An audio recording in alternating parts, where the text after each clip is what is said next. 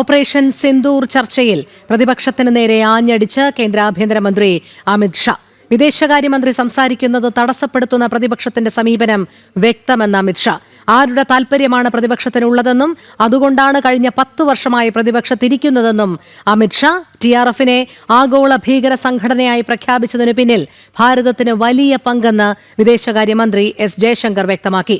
പാകിസ്ഥാന്റെ ആണവ ഭീഷണിക്ക് മുന്നിൽ ഭാരതം മുട്ടുമടക്കില്ലെന്നും S. ജയശങ്കർ ലോക്സഭയിൽ പറഞ്ഞു. ജിഷ്ണു കൃഷ്ണൻ ചേരുന്നു. ജിഷ്ണു, ഇന്ന് ലോക്സഭയിൽ വിദേശകാര്യമന്ത്രി S. ജയശങ്കർ കൃത്യമായ നിലപാട് വ്യക്തമാക്കി.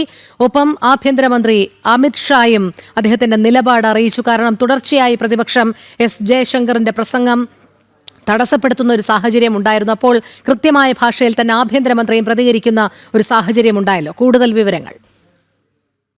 ലോക്സഭയിൽ ഓപ്പറേഷൻ സിന്ദൂറുമായുള്ള ചർച്ച നടക്കുമ്പോൾ വിദേശകാര്യമന്ത്രിയുടെ പ്രസംഗം തുടർച്ചയായി പ്രതിപക്ഷം തടസ്സപ്പെടുത്തിയപ്പോഴാണ് കേന്ദ്ര ആഭ്യന്തരമന്ത്രി ഇടപെട്ട് സംസാരിച്ചിട്ടുള്ളത്. അദ്ദേഹം പ്രതിപക്ഷത്തെ രൂക്ഷമായി വിമർശിക്കുന്നു. പ്രതിപക്ഷത്തിൻ്റെ ഭാഷ ആരുടേതാണ് എന്ന വലിയ ചോദ്യം ഉന്നയിക്കുകയും രാജ്യത്തിനോട് പ്രതിപക്ഷത്തിന് യാതൊരു തരത്തിലുമുള്ള അല്ലെങ്കിൽ ദേശീയ താല്പര്യങ്ങൾക്കും ദേശീയ ചിന്താഗതിയുമായി പ്രതിപക്ഷത്തിന് യാതൊരു തരത്തിലുമുള്ള കാഴ്ചപ്പാടുകളോ കടപ്പാടോ ഇല്ല എന്നുള്ളതാണ് ആഭ്യന്തരമന്ത്രി ചൂണ്ടിക്കാട്ടിയിട്ടുള്ളത്. കൂടാതെ ചർച്ചയിൽ പങ്കെടുത്തുകൊണ്ട് നാളെ ആഭ്യന്തരമന്ത്രി വിശദമായി ലോക്സഭയിൽ സംസാരിക്കും. രാജ്യസുരക്ഷ സംബന്ധിച്ചും ഒപ്പം ഓപ്പറേഷൻ സിന്ദൂറുമായി ബന്ധപ്പെട്ട അതിർത്തിയിൽ നടത്തിയിട്ടുള്ള സുരക്ഷാ ക്രമീകരണങ്ങളും ഒപ്പം പാകിസ്ഥാന് നൽകിയിട്ടുള്ള തിരിച്ചടി, പഹൽഗാം ഭീകരാക്രമണത്തിന് ശേഷം രാജ്യം സ്വീകരിച്ചിട്ടുള്ള സുരക്ഷാ ക്രമീകരണങ്ങൾ ഇവ സംബന്ധിച്ച് വിശദമായിട്ടുള്ള മറുപടി കേന്ദ്ര ആഭ്യന്തരമന്ത്രിയുടെ ഭാഗത്തുനിന്ന് നാളെ ലോക്സഭയിൽ ഉണ്ടാകും. അതിനുശേഷം പ്രധാനമന്ത്രി നരേന്ദ്രമോദിയുടെ ഭാഗത്തുനിന്ന് ചർച്ചയിൽ പങ്കെടുത്തുകൊണ്ട് മറുപടി പ്രസംഗം നാളെ വൈകിട്ടോടുകൂടി ലോക്സഭയിൽ ഉണ്ടാകും. പ്രധാനമന്ത്രിയുടെ പ്രസംഗത്തിന് വേണ്ടി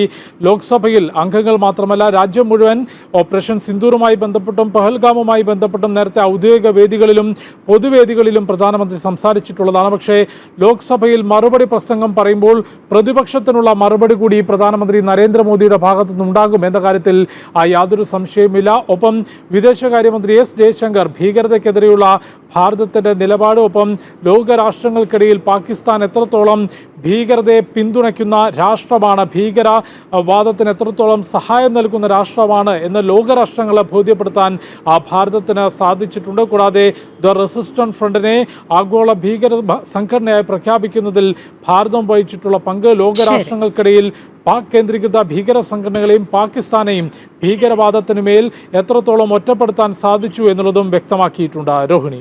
ശരി, ജിഷ്ണു കൃഷ്ണനാണ് വിവരങ്ങൾ നൽകിയത്.